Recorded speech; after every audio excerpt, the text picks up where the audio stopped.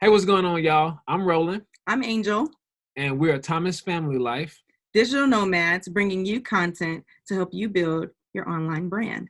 Absolutely. We are here with the wonderful Shannon Montgomery. You can find her at Shannon Montgomery ESQ on YouTube, also known as the Lifting Lawyer on Instagram. Listen, now, we gotta brag on her a little bit, y'all. Listen, she is not your average lawyer, okay? She doesn't work with the average client. She has a passion for helping fitness entrepreneurs, content creators, and social media professionals. So this, we all know this field is unique, right? So it takes a unique approach and someone who truly understands the industry, and that's who we have before you right now. Hi, thank you for that lovely intro. You're sweet. But yes, so I'm Shannon Montgomery. I am a lawyer, and I work with content creators, social media influencers. Most of my clients are in the fitness space, but I work with pretty much anybody. I like to say that I do social media law, which isn't really a thing, but it's a growing area, obviously, so there's a lot of legal implications, and so that's kind of where I like to live and work. So good deal.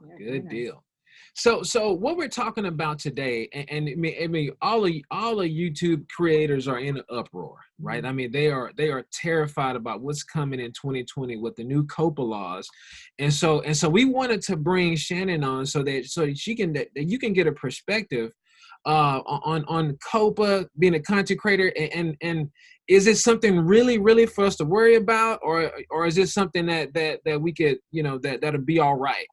So we're not the doom and gloomers, right? We always feel that there is hope out there, and so we're not going to clickbait you with this. Maybe a little bit. Maybe a little bit, but we want to give you good content so that as we go into 2020 that yes, COPPA is coming, yes, YouTube's doing this thing, but how are you going to be able to protect yourself? So that's why we have Shannon here today. So Shannon, could you kind of tell us a little bit, about what is COPPA?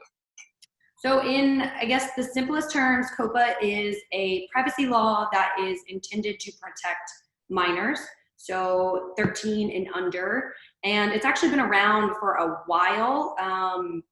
I want to say they redrafted it in the early mid-90s, perhaps.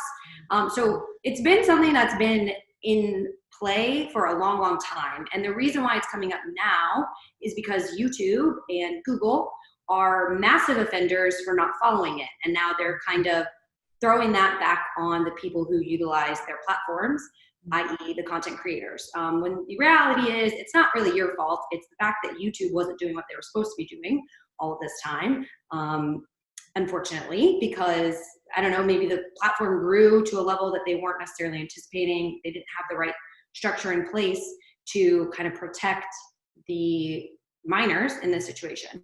And the aim of the law is to keep minors' personally identifiable information, which includes things like name, address, email if they have one, IP address, all of that information private and hidden, because they're children and advertisers and big business doesn't really need to have that information.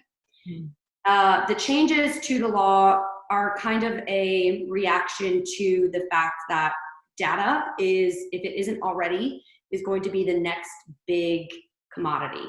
For the most part, I think it's already probably the biggest commodity in the world. People don't realize that the amount of money that goes into buying and selling information about you as a human being, it's actually kind of scary if you think about it. If you really dig into it, it makes you want to go off the grid like you wouldn't believe.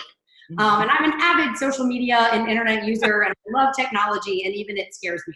Yeah. So this is just in order, last year we had, I don't know if you guys remember, every company on the planet was emailing you saying they had updated their privacy policy because the GDPR, which was a law out of the European Union, was enacted. California has another law going to effect in January of, I believe it's January 1, 2020.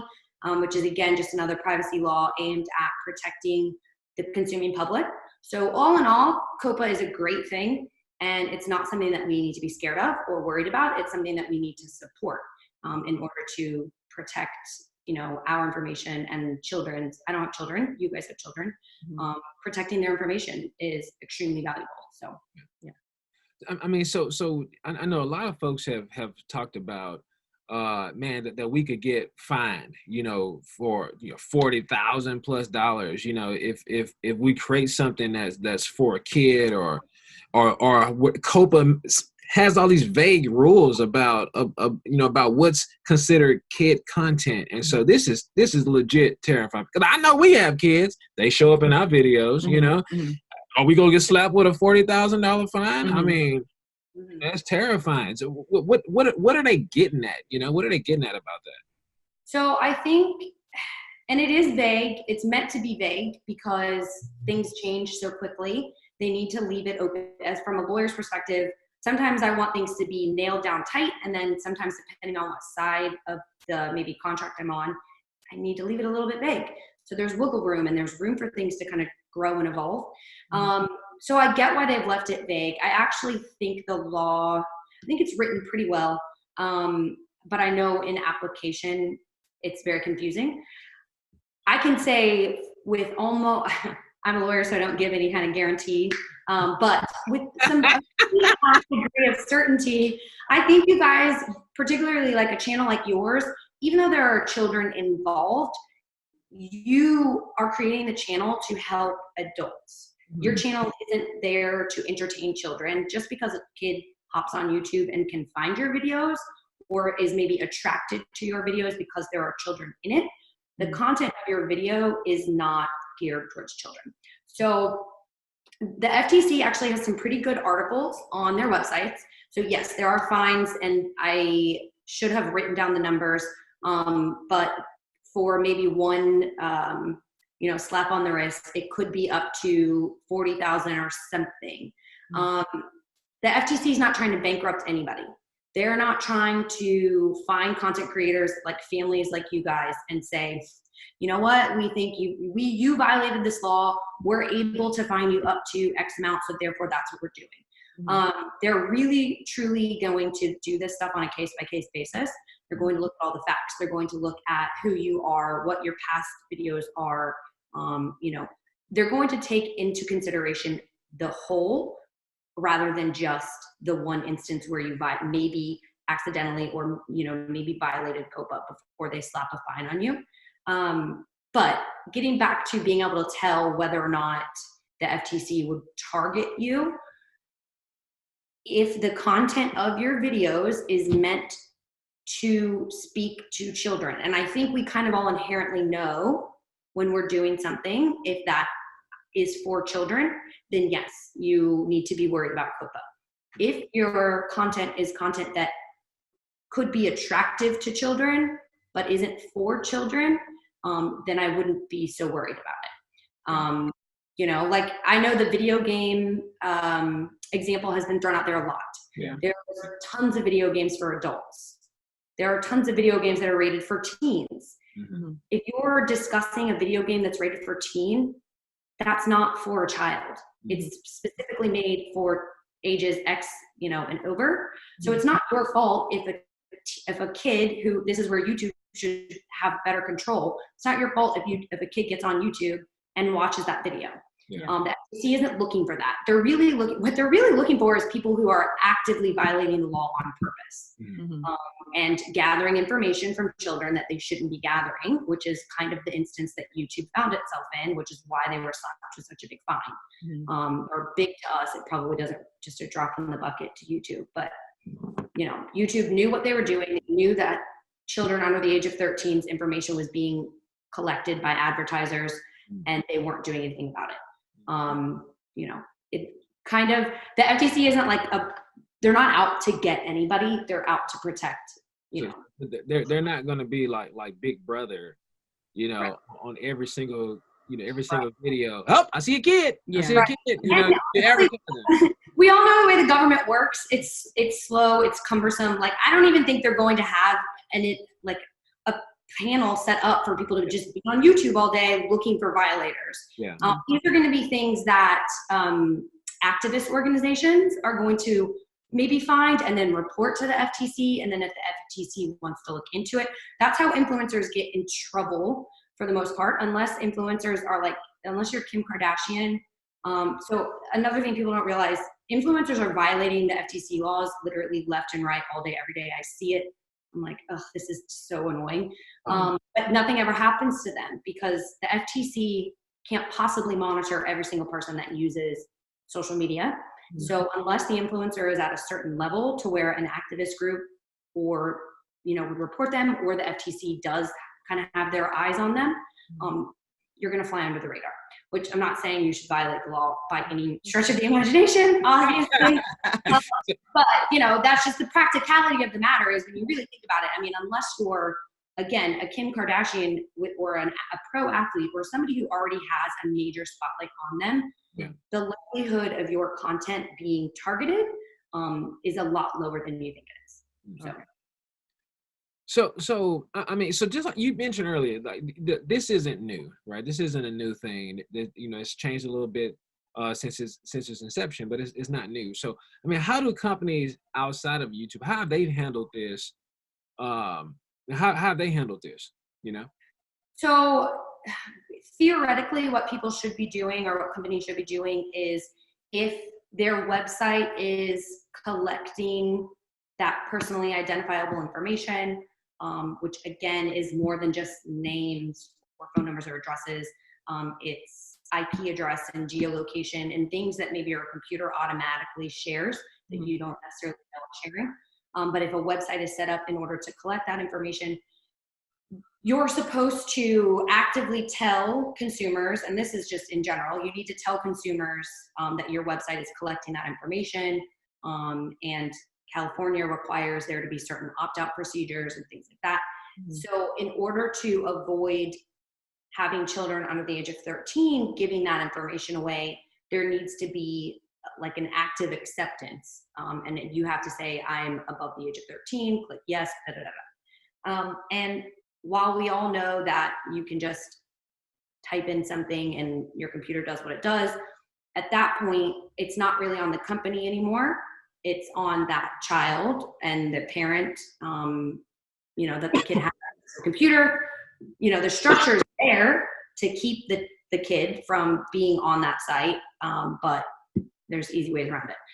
So it's not the most effective thing always, but that's, I guess, in theory, that's the idea. So how do we as creators, I mean, I was thinking this, right? I was thinking maybe I could just put a little caption in and say, that this content or our channel isn't for kids. If you're 13 and if you're 13 under, if you're under 13, watch with your parents, something like that. Now, am I just going extreme, or is that even does that even matter? In trying to figure out a way to protect ourselves.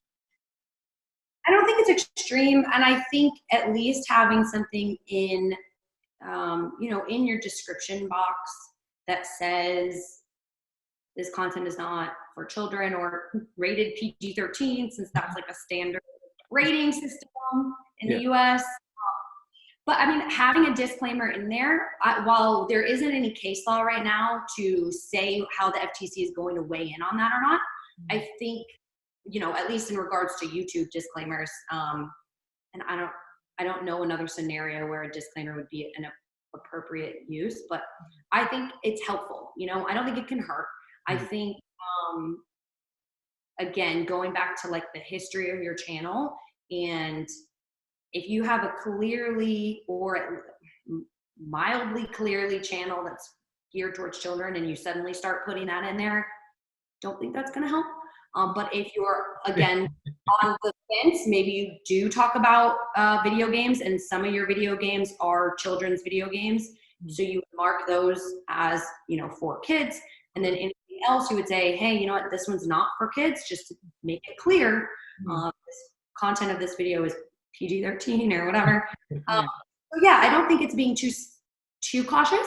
And I don't think it's a bad idea. And I also don't think it needs to be anything crazy. Just like, these videos are not intended for children, under the age of 13. And having that, I think that would be helpful. And I think, again, you have to think, or how we think as lawyers, we think, what would happen if this person got sued? What's the evidence we need to show to support our position? Yeah. That's exactly what I was thinking. Yeah. I mean, I was like, yeah, honey, let's put this in the description. Let's let them know that, hey, we ain't making videos for kids. That's right. You want to show your intent was not at all to make videos or attract children to your channel, and having that disclaimer is just one more way to show that. Yeah. Okay.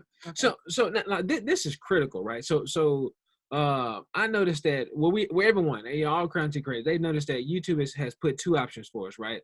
One, this video is for kids. Two, this is not for kids. Mm-hmm. And if you select this is kids, your video instantly, no comments, it's not searchable, it's not in this stuff.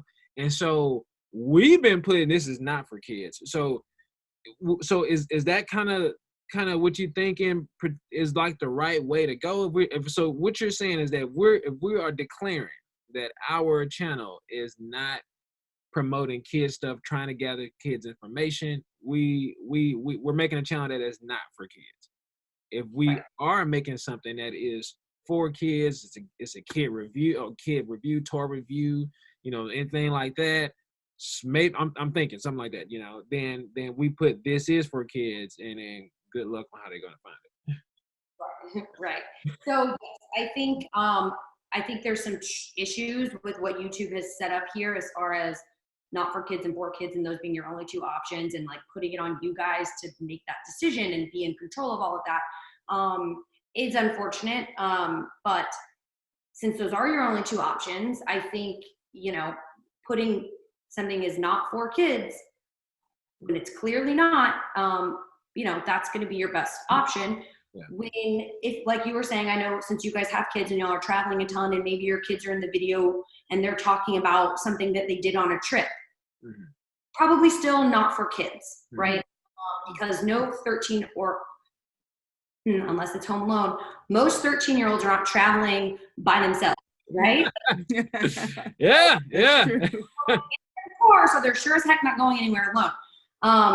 So just because your kids are there saying like, we did X, Y, and Z, and we got to see this really cool thing, and maybe you went to a kid's theme park. Yeah. So don't think that would be a for kids video, because again, a kid can't take themselves to that theme park. They need an adult in order to do that. But if you made a video with just your kids reviewing their Christmas presents, maybe mark that one as for kids. Having the distinctions it's a, I would say, mediocre answer to the problem, but since it is the only answer we have right now, marking your stuff as not for kids, great. Having the disclaimer in there, good, make sure you're doing that. And then even at the beginning of your videos, and I know this is dumb, which I actually should have given a disclaimer before we started this discussion, so we might have to go back and do that. Yeah. You can give disclaimers. So when I make YouTube videos, because I'm a lawyer, I have to make a disclaimer that my videos are not legal advice, because I don't know whoever it is I'm talking to. If you come across my video, it's really just educational purposes only. Mm-hmm. You guys can do something similar, be like, this is to educate adults on, and I mean, even you say that, how to live a nomadic lifestyle and travel. And those are things that are traditionally only for adults. Just because you might be interested in it, that's not really your problem. So that's how I feel about that. So my heart rate is coming down. I don't, because I mean, for real, we were legit, sweating bullets, because you were like, okay, well, is this the end of YouTube? Is this the end of all country creators? A lot of people are saying that, and there's a couple attorneys actually that I won't name names, but I think are just kind of fear mongering to try and get people upset. And you should be upset with YouTube. Yeah. And I'm sorry if YouTube dings you guys and dings me for this, but it's not our fault. It's not a content fault that they screwed up and that they don't have the things in place to protect 13-year-olds and under. However, now they're passing it on to us. They're not trying, and again, the FTC, they're not trying to ruin anyone's lives. They're not trying to make YouTube go out of business. I mean, they just made however many millions of dollars off of YouTube. Of course, they don't want to go out of business. But they are trying to protect kids, you know, and YouTube should have done a better job. And they still, you know, direct your fear and your anger towards them. Don't worry. I know the FTC had put out a thing for comments and things like that. Go to YouTube, start emailing, start getting mad at YouTube. I mean, if anyone's watching this, create another platform like that actually knows how to monitor. And I know there's a kids YouTube. So I'm not certain why everybody who gets on YouTube isn't 13 or over. You should theoretically be allowed to be on YouTube if you're under the age of 13. And again, the FTC would have to look at that and say, okay, you know, here's the checks and balances in place before someone even creates a profile. Yeah. So it's not the content creator's responsibility if some parent isn't parenting their kid and they now have a YouTube channel. But that's just my 2 cents. So the fear and the anger and that's all valid, but it should be directed at YouTube and not the law or the FTC. Not that I love the FTC either, but yeah. You know, I'm you know, pure freedom. Freedom.